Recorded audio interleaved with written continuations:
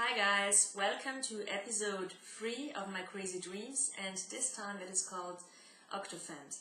This dream I had, or should I say these 3 dreams, I dreamt a few days or weeks ago, and I have a lot of crazy dreams lately, so I have to decide which ones I'm going to tell you and which are not worth telling. And I think this one was worth telling because, like I said, there were 3 dreams and 2 of them were very crazy, and I thought I'd let you know about them.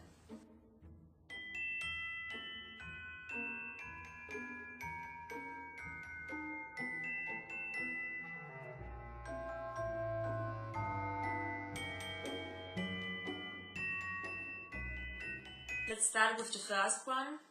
It was about Sherlock, and I'm a big Sherlock fan from the BBC channel.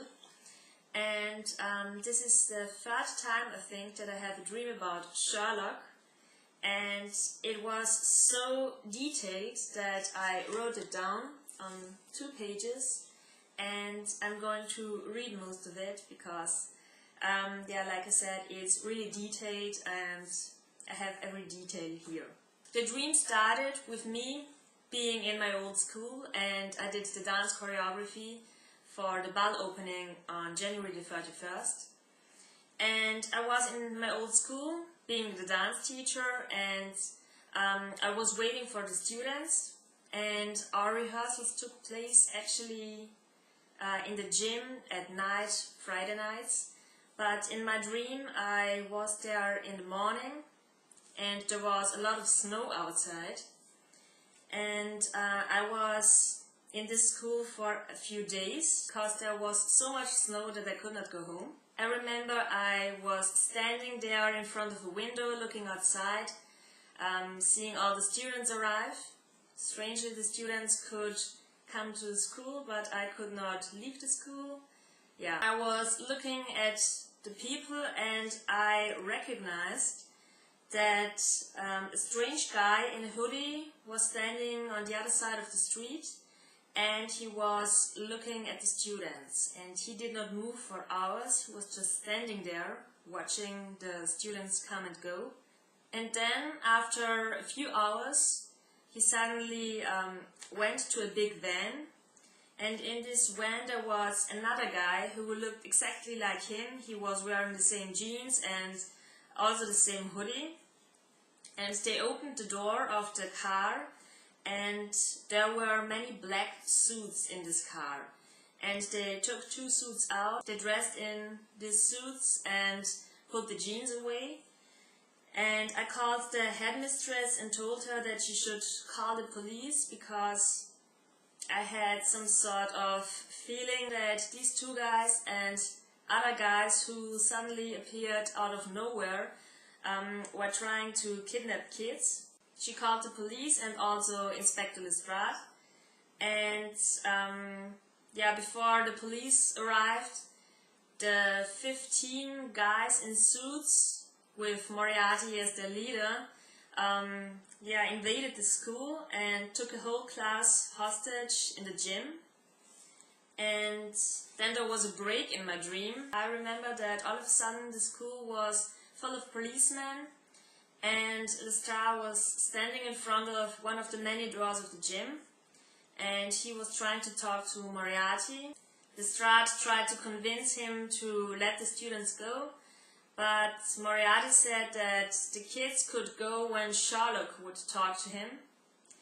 And then again there was a strange change in my dream, and I was Sherlock. I knocked at the door and said that I'm here, I'm Sherlock, and I want to talk to Moriarty. One of these guys in suits opened the door, and I saw that in the gym the kids were sitting on the ground, and his man was standing between the kids pointing machine guns at them. And I walked inside the room, and they closed the door again. I persuaded Moriarty that his man should take down the machine guns, and I did not know what I was talking then. I just remember that he allowed me to bring all the kids outside, and I opened one of the doors where Lestrade was standing behind it, and the kids ran out, and I closed the door again. I was talking to the bad guy, to the leader of the bad guys, Moriarty, and it was one of these clever conversations that you have in this BBC show. I do not remember exactly what we were talking about, but I remember Moriarty smiling and giving up. His men took down the machine guns, and I opened the door and Lestrade gave me handcuffs. The policeman stormed into the room and arrested everyone except me. And Moriarty's last words to me were, "It isn't over, Sherlock, we will meet again." So this was my first dream. It was really crazy, strange, but a bit like a Sherlock episode from the BBC. So I liked it a lot. Then my second dream was not that crazy and interesting. It was about a meeting with me and my friends. And the third dream again was a crazy one. I haven't written down this third one because it was not that long. It was just crazy, and I have all in here. So I was dreaming that we were redecorating my grandma's house, and we were also redecorating our garden. We wanted to plant new grass, so we were digging in the whole garden, and my dad found a skeleton of something that looked a bit like a baby mammoth or baby elephant. It was really strange, it looked a bit like a mummy.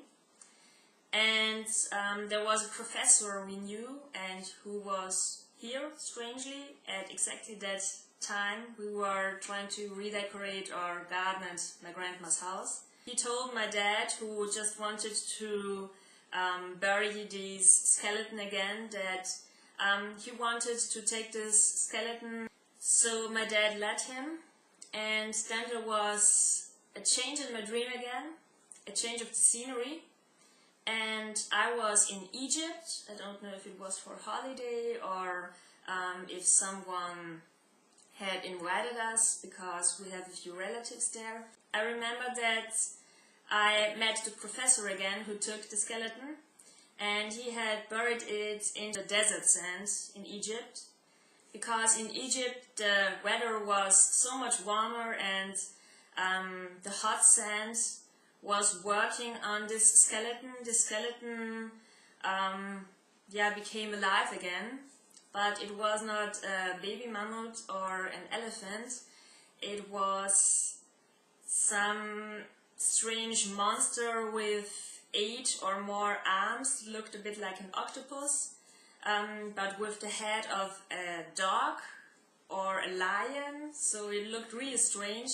No one could fight it because it was very aggressive, this monster, and I think they even called the army to shoot or kill this thing, but no one was able to do that.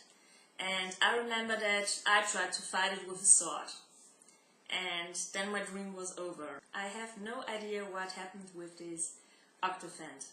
See, my first dream was the longer one, but the stranger one was my third dream.